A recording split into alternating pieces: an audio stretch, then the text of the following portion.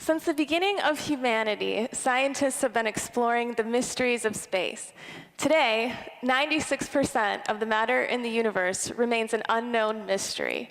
Astronomers have called this mystery substance dark matter. So now the question remains, how do we prove that this abstract quantity definitely exists? Or how do we show for certain that it cannot exist? This notion of proving or disproving the existence of an abstract idea is at the core of pure mathematics.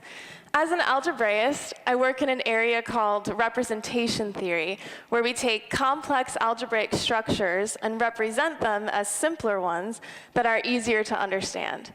For over 150 years, mathematicians worldwide have worked to understand the representations of algebraic structures. And this has united so many different areas of math that the theory has been called the great romantic story of mathematics.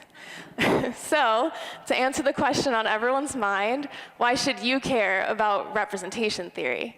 In fact, we can see representations of abstract math almost everywhere. The Fibonacci sequence of numbers shows up in our own Milky Way galaxy, represented as something called the golden spiral, which you can see here. This actually shows up overwhelmingly in nature and space. It can even be found in Leonardo da Vinci's art.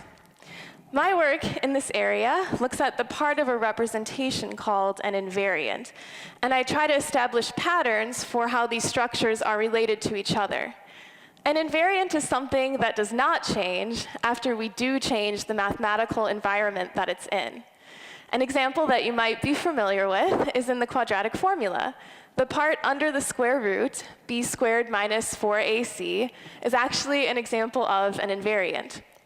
So now there's classical theory that gives us the relationships between these invariants.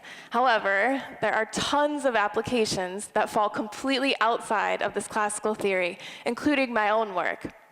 So I've created a completely new method to establish the relationships between these invariants, and it works in any classical case as well as any non-classical case. My method runs in parallel with representations. I take a complicated mathematical system and represent it as a simpler one that's easier to solve.